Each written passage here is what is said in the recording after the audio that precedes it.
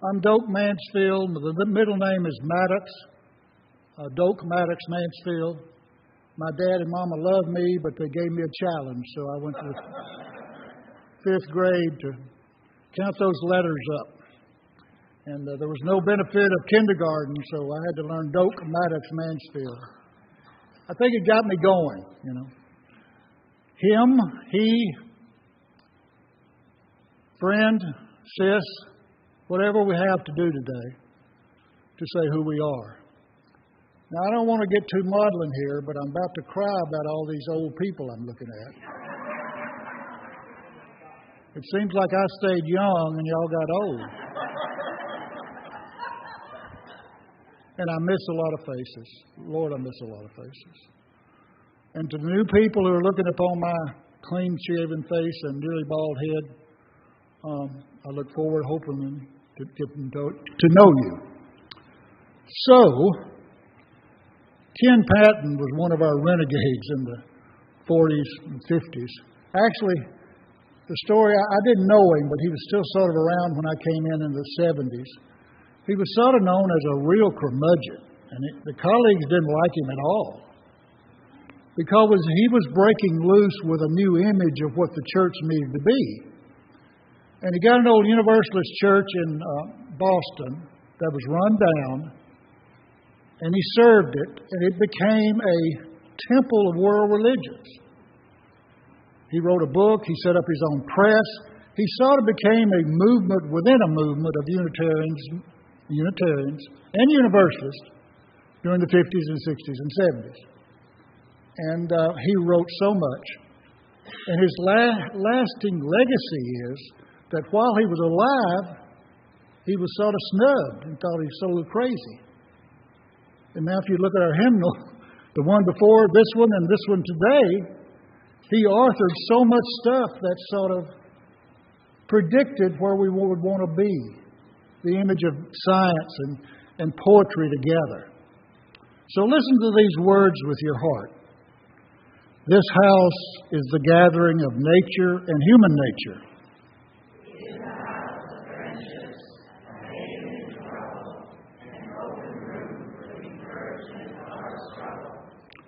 It is a house of freedom, guarding the dignity and worth of each person.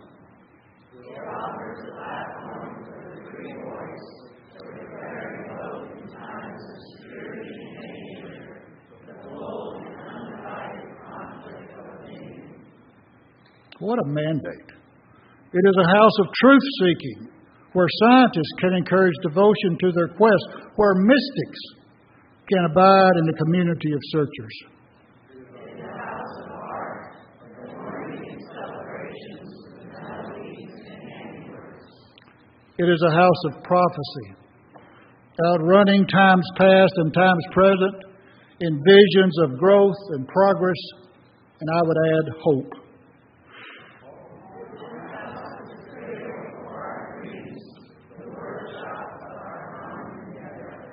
May it be so.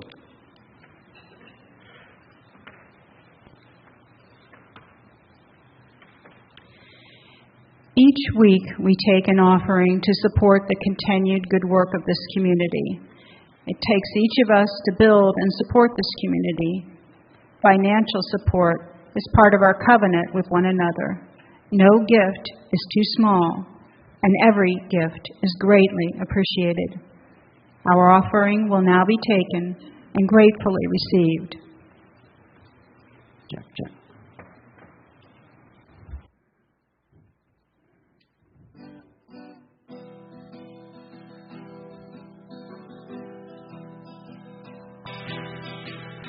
I felt so lonely, so far away. The ground I stood on had swept away. Yet when I came here to seek my way, your open hands bid me to stay. With honesty and gentle words, we sailed together in our caravel, against the winds, our freedoms hold. Against the winds, our truths be told and told and told and told. Flashes in your eyes, clap the thunder in my soul. Across the deep that rolls and rolls, I sit and wonder who built this place. Below us earth, above us space. Don't you see them up above? In all directions are sails of love. With honesty and gentle words, we sail together in our caravel. Against the winds, our freedoms hold. Against the winds, our truths be told and told and told and told. Flashes in your eyes, clap the thunder in my soul. Across the deep that rolls and rolls.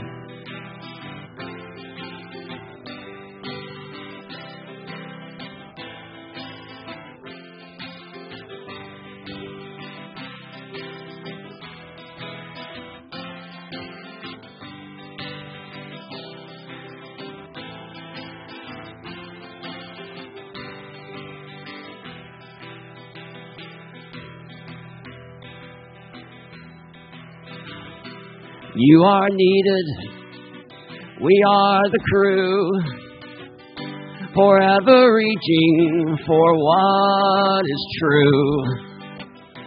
We carry treasure, the crystal flame, a living spirit without a name. With honesty and gentle words, we sail together in our caravel. Against the winds, our freedoms hold. Against the winds, our truths be told and told and told and told. Flashes in your eyes, clap the thunder in my soul. Across the deep that rolls and rolls.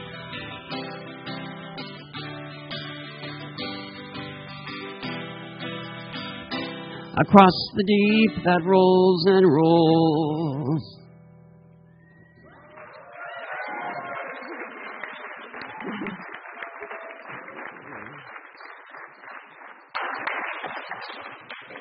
That was just awesome, Jamie.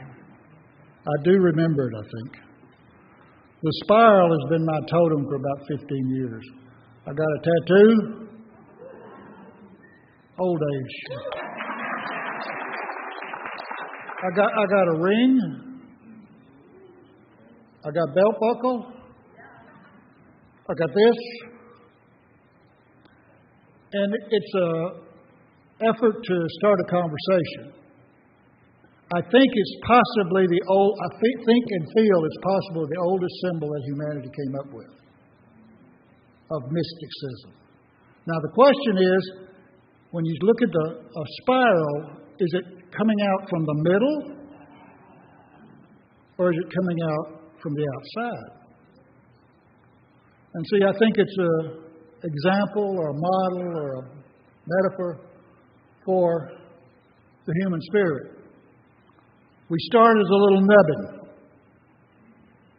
and possibly we can expand with interaction in the big circle to be a star eventually in the universe. That's pretty good theology, I think.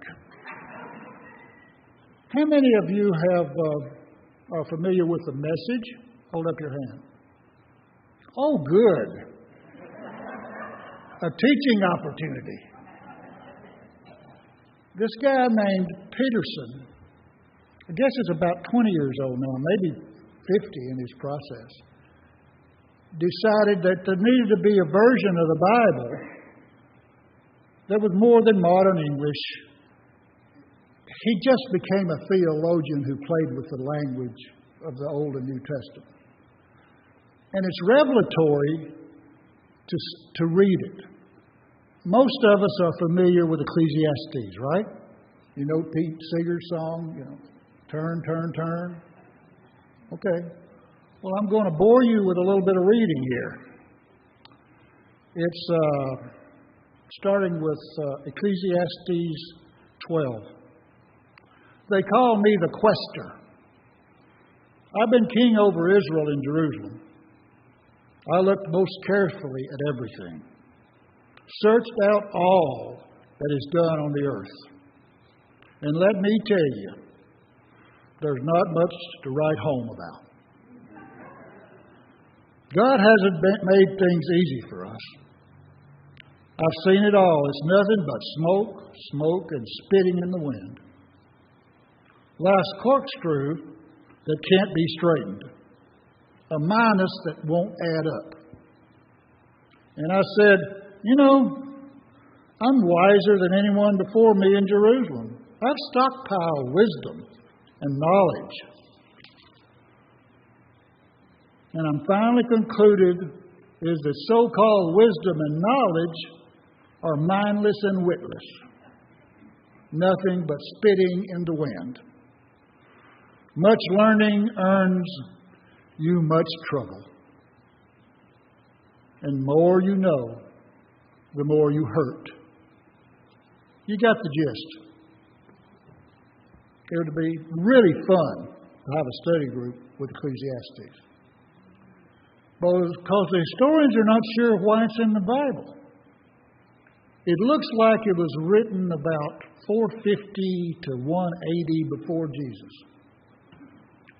And there's a debate whether it was written before the Exodus, before the captivity, when Babylon just whooped the heck out of Israel and just took them to Babylon. And there's a whole different story. See, folks, you got to remember that the Bible is not history, it's a story of how people engage with the mysteries. A certain people that somehow survived as a people, and we could talk a lot about how they did that, because they were odd, always odd. What do you mean there's one God, you stupid son of a... Don't you see the wind? Haven't you been through Hurricane Helena? There's got to be a God controlling that. We need to pray. They said, no, it's one God. And that God doesn't work that way. And years later came along this radical rabbi, and Jesus defies me. He defies me because he basically manifests the core of Judaism without the junk. And I think I'm a little Jewish, but I'm Tennessean and Methodist, really. You know what he brought to culture? Not his blood to save us. That's bullcrap. That was done by men 300 years after he died to set up a political movement under Constantine. Jesus came and said, justice is the key to Judaism, to your identity. And love within a community is. And the kingdom of God is right now. And I've speculated that it's the kingdom of God. There ain't nothing in life that's not attached and interdependent. The idea of dualism or binary is silly. It's all Unitarian. It's all unified. We're all cousins. Ugly cousins, mean cousins, stupid cousins. Because this is a big globe. And that one grandmama down in Africa, they speculate, science teaches us it was a woman. It wasn't a man. The man became auxiliary. Needed but not required. So I'm getting in deep water now, but I need to sort of sell my case to you, don't I? So my understanding of the role of religion is belonging. There was a book a few years ago, 2017, called, let me find what it said. I don't do that much anymore, well, remembering the quotes. Emily Smith, she's a journalist. The Power of Meaning, 2017. Has anybody read that book? Of course you have. It's powerful. And she said there are 4 elements of life. Belonging is number 1. The subtitle of the book is Crafting a Life That Matters. What's the secret of life? The guru was asked by the traveler. I don't know. What do you think? Gautama said when he died, according to what we know, stay awake. And Jesus said on the cross to his mama, Mary, with John standing around him and a couple of other disciples that were brave enough, Mary Magdalene, a few others that hung out to watch him die, behold your sister, behold your brother. Seems like that's in the Bible somewhere. Do you know that Jesus had 4 brothers? Were you taught that while you were growing up in religion? It's scriptural. Why didn't they preach that from the pulpit? Why didn't the dominant Christianity since 325 talk about the real story? That this teacher was a moral agent who said to the world, hey, it's all okay. Matthew Fox, 50 years ago, talked about original blessing. It's not original sin. That's a manipulative game by the power brokers, usually men and politicians, who need to sell us something that we think we need. You're not good enough to get to heaven, sucker. You're left-handed. You're red-headed. You're a woman. You're black. You're pink. You're green. And it may just be idealism, team. It may just be us wanting everything perfect. It may be Doak being, as Peggy would say, what was that old, she had a thing. Anyway, perfect. What is the story that you, of a certain age, as a kid, not Penelope, but, anyway, we'll figure it out later. The idea is that we are possible agents of love. And part of our job is to grow a soul. And we grow a soul by being encouraged to think and feel and act on our best instincts for survival. Now, do you think our survival is based on having a sword in our hand? To create atomic bombs? My mother worked at Oak Ridge. She was a part of the problem. But that was survival. She was a kid out of Tennessee, right out of high school. They were hiring girls, so she went to Oak Ridge and seasoned the book, The Girls of Oak Ridge. And Daddy was in the South Pacific, drafted out of high school, who never talked about his experiences. Because they took a 17-year-old boy from Tennessee who'd never done anything, and he worked in field hospitals. Some of you are Vietnam. Some of you know what war looks like. Some of you have been close to it. If you haven't, life is ugly. And it's about survival and it's about meanness. But if we don't have a vision like Ken Paxton had, and other folks to say that's not all it is, that's what we're capable of. If my folks hadn't given me the impression that, Doak, you can be more than you're raising, or I aspired it, or you aspired to be something else, you wouldn't be in this room today. You'd be on the golf course or building a rocket so you got billions of dollars to go up and look at the sky. When Dolly Parton buys books for 2 million kids in Tennessee and the other parts of the world and says, we're here to serve. So religion is to invite us to a community of faith and hope, to belong to something that's good, to save the world. Big ambition, though. Talking big. We can't do that. What else are you going to do? What matters? Belonging, purpose, storytelling.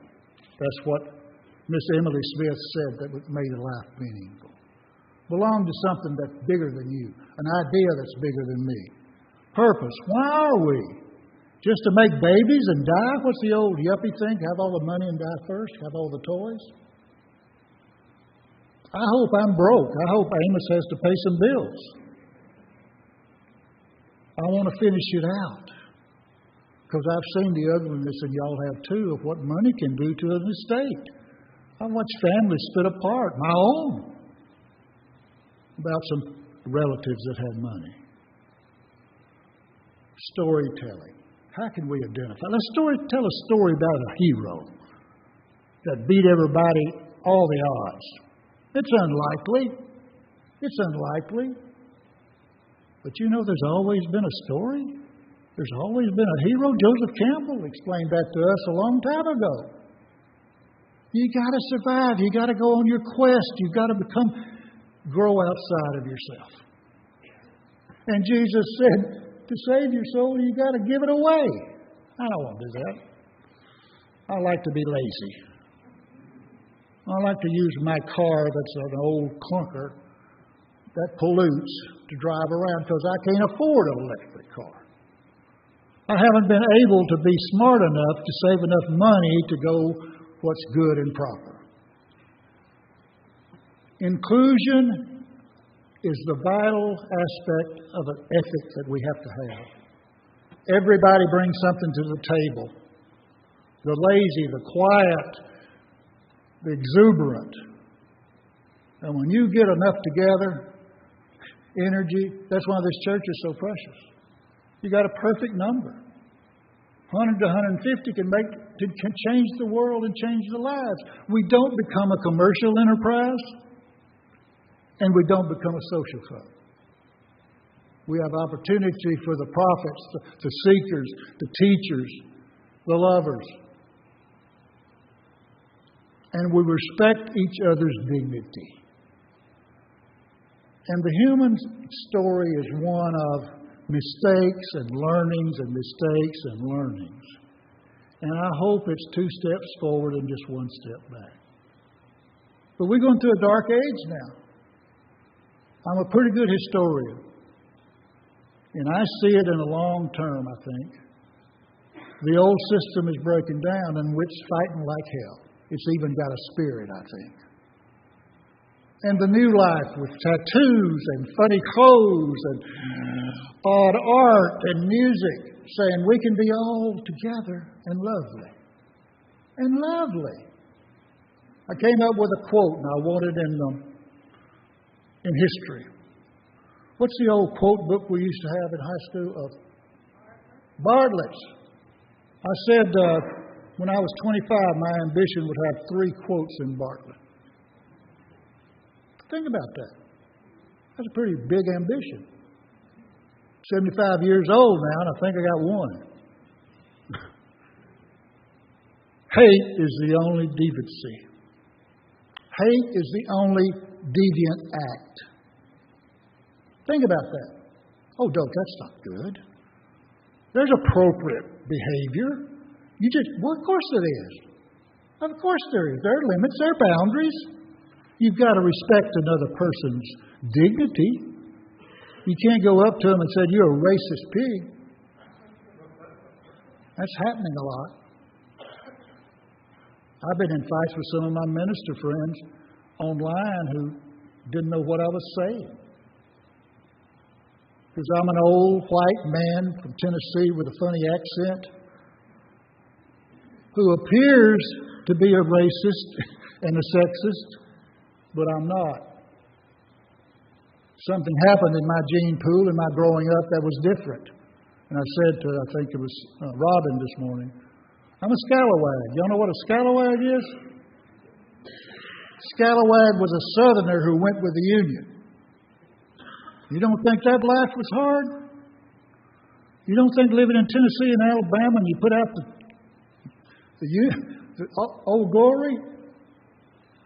You don't think those racists and apologists for fear and hate and oppression didn't kill some folks?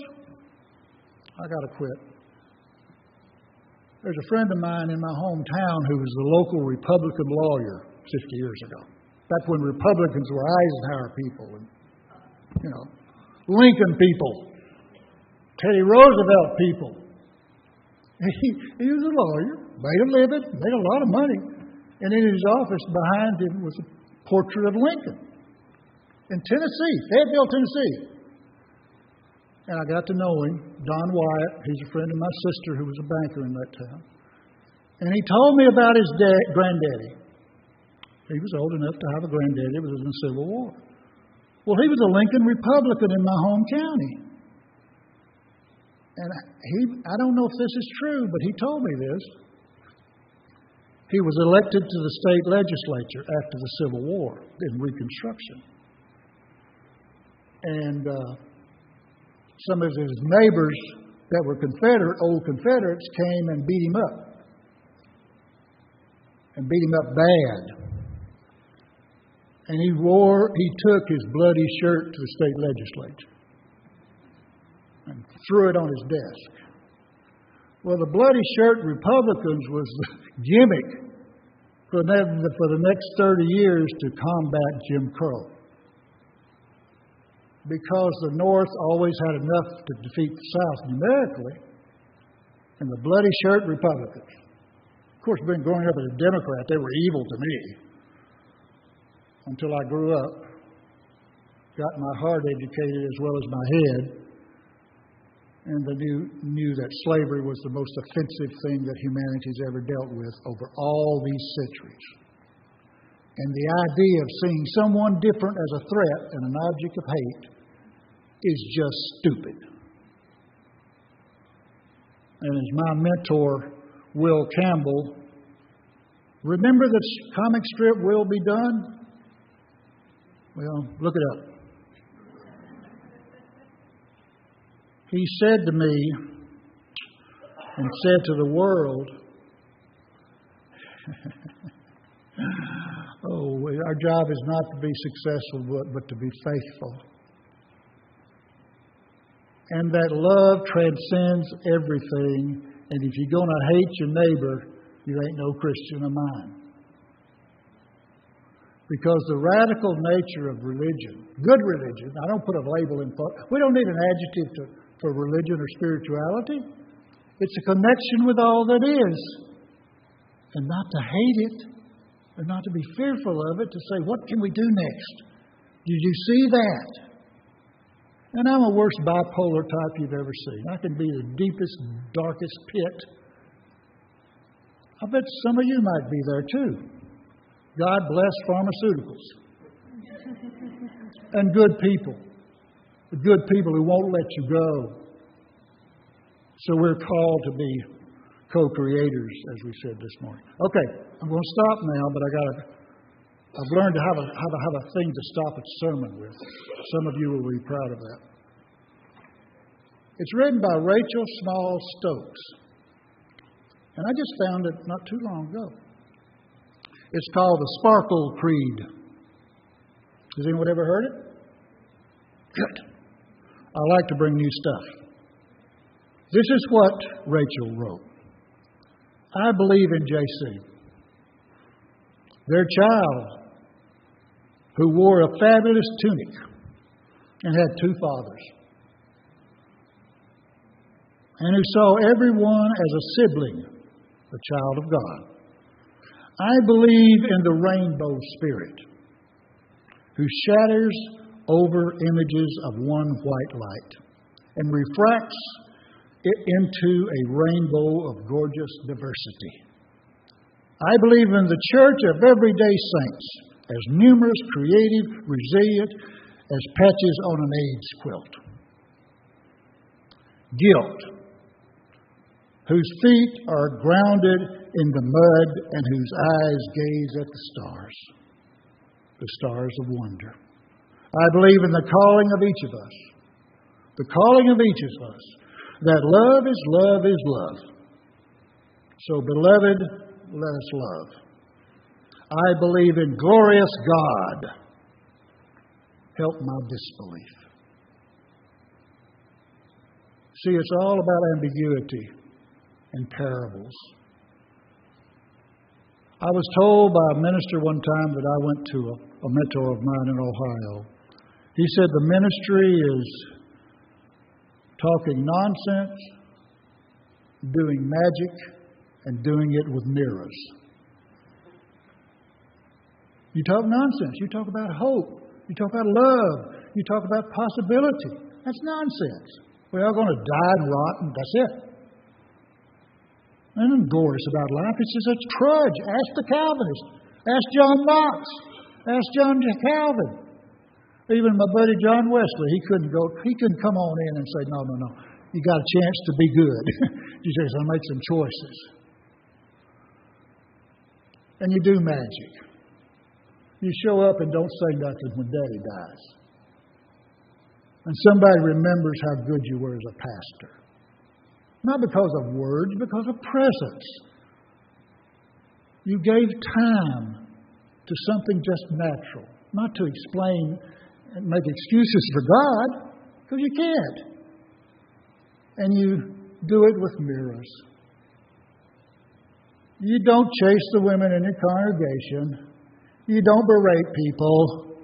You live what you talk about as best you can. So I'm excited about us today talking about all the people and recognizing all the people just in 10 years that found a place to belong. Because we're mongrels. Be offended if you want to. But I can no more go to the First Baptist Church in my hometown, or sadly even the First Methodist Church, which was my heritage, because they're not my people anymore.